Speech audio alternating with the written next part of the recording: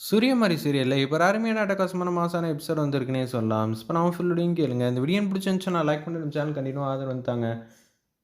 ஃபங்ஷனுக்கு ஏகப்பட்ட பேர் வந்து கலந்துக்கிறதுக்கு வந்திருக்காங்க. சங்கரபாண்டியும் நம்ம தாராவும் திட்டம் போட்டுட்டு இருக்காங்க. ஏதாவது ஒண்ணு பண்ணியே ஆவணும். உங்க வீட்டு மருமக அதிகாரின்னு சொல்றீங்க. அப்படி இருக்கும்போது லைட்டெல்லாம் இருந்துச்சுன்னா சரி வராது.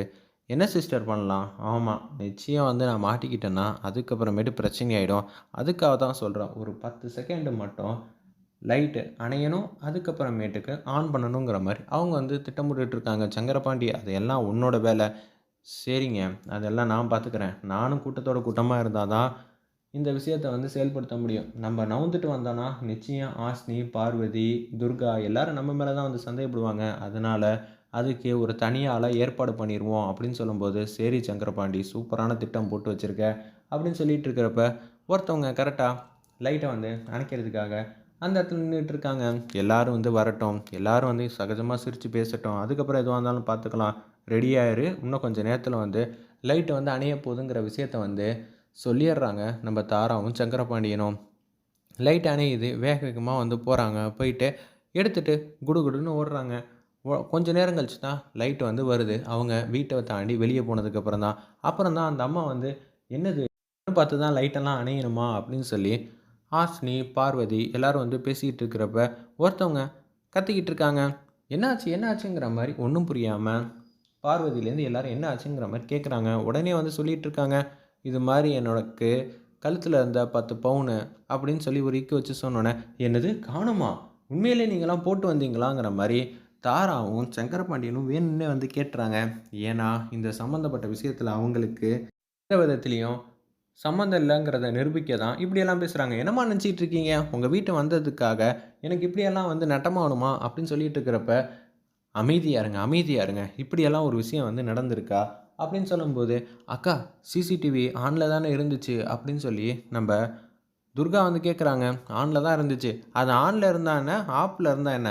எனக்கு தேவை என்னோட செயின். வந்தே ஆவணுங்கிற மாரி சொல்றாங்க. அந்த இடத்துல, "அம்மாடி! நான் ஒரு அதிகாரி. ஈஸியா வந்து கண்டுபிடிச்சுருவேன். நீங்க எதுக்கும் கவலைப்படாதீங்க." அப்படின்னு சொல்றப்ப, "இங்க மொத்தம் உங்களுக்கு தெரியாதவங்க யாரும் வந்திருக்காங்களா? இல்ல உங்க பக்கத்துல இருந்தவங்க யாரும் காணுமான்னு பாருங்கன்னு சொன்னோனே, எல்லாருமே இருக்காங்கங்கிற மாரி சொல்லிர்றாங்க. இப்பதான் தாராவும், சங்கரமணியும் வந்து சந்தோஷப்படுறாங்க. நல்ல வேலை சிஸ்டர் கண்டுபிடிக்கல. அதுவரைக்கும் சந்தோஷங்கிற மாரி இவங்க 2 பேரும் கேவலமா வந்து யோசிச்சுட்டு இருக்கிறப்ப, இந்தாம்மா சிசிடி கேமரா எதுக்கும் நான் ஆன்ல தான் இருக்கட்டும்னு சொல்லி ஆன் பண்ணியிருக்கேன்.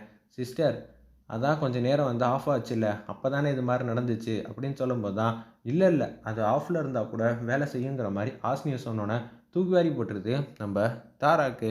இப்போதைக்கு சங்கரபாண்டி எதுவும் பேசாத. இதுக்கு பின்னாடி நம்ம தான் இருக்கோம்னு துர்கா வந்து கண்டுபிடிச்சுருவா போல.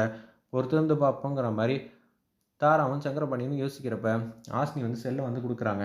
அப்படியே கொஞ்சம் நேரத்துக்கு முன்னாடி தான் இவங்க பேசியிருக்காங்க. அப்படி இருங்கிறப்ப, ஒரு 10 நிமிஷத்துக்கு முன்னாடி யார் யாரெல்லாம் எங்கெங்க உட்காந்துருக்காங்கங்கிற விஷயத்த பார்ப்போம்ன்னு சொல்லி, இவங்க பக்கத்துல யார் யாரெல்லாம் இருக்காங்கன்னு நோட் பண்றாங்க. அப்பன்னு பார்த்து, இந்த ப்ளூ கலர் சாரியில இருக்கிற பொண்ணு, "இங்க இல்ல பாரு" அப்படின்னு சொல்லும்போது, கரெக்ட்டா அவங்க தான் லைட்ட அணைச்சோனே, இங்க போறாங்க. போயிட்டு எடுத்துட்டு போறாங்க. "நீங்க செயின் தான் போட்டு வந்தீங்க. நீங்க பொய் சொல்லல. அது எல்லாம் உண்மதான். இதுலயே வந்து தெரியுது. இவங்க தான் எடுத்துட்டு போறாங்க. எங்களுக்கும் அவங்களுக்கும் சம்மந்தம் இல்ல." அப்படின்னு சொல்லும்போது, "இது கொஞ்சமாவது நியாயமா இருக்கா? உங்க வீட்ட நம்பி தானே வந்தோம். இப்படியெல்லாம் ஆச்சே. எங்க வீட்டுக்காரர் என்னென்னலாம் கேட்பாரு தெரியுமா?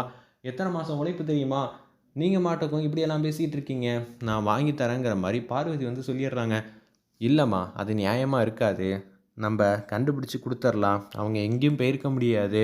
இங்க தனிப்பட்ட இதுல வந்து நடக்கல. ஏகப்பட்ட பேர் கூட்டு சேர்ந்திருக்காங்க. எப்படி சொல்ற? கரெக்ட்டா லைட் வந்து அணைஞ்சிருக்கு. இங்க இந்த மாரி வந்து எடுத்துட்டு போயிருக்காங்க. இது எல்லாத்துக்கும் பின்னாடி யாரோ ஒருத்தவங்க இருக்காங்கன்னு மட்டும் தெள்ள தெளிவா தெரியுது. அது யார், என்ன ஏதுன்னு தாராவையும், சங்கரபாண்டியனையும் பார்த்து செம்மையா வந்து மொறைக்கிறாங்க.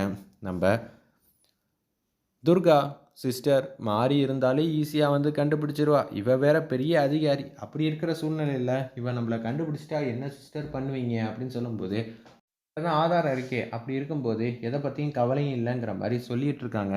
நம்ம துர்கா உடனே, "சிஸ்டர் எனக்கு ரொம்பவே பயமா இருக்கு சிஸ்டர்ங்கிற" மாரி சங்கரபாண்டி வந்து யோசிச்சுட்டு இருக்கிறப்ப, என்ன பண்ணு ஏது பண்ணுன்னு தெரியல. இங்க தான் எங்கேயாவது போயிருப்பாங்க. நான் பார்த்துக்கிறேன். இந்த ஃபங்ஷன் நல்லபடியா நடக்கட்டும். இந்த ஃபங்ஷன் முடியறதுக்குள்ள உங்க கிட்டேருந்து போன பொருள் உங்க கிட்டயே வந்து வரும். உங்களோட செயினு அதுக்கு நான் உத்தரவாதம் தரேன்னு சொல்லிட்டு வேக வேகமா வெளியில வந்து வராங்க. என்னடா அது இப்படியெல்லாம் நடக்குதே!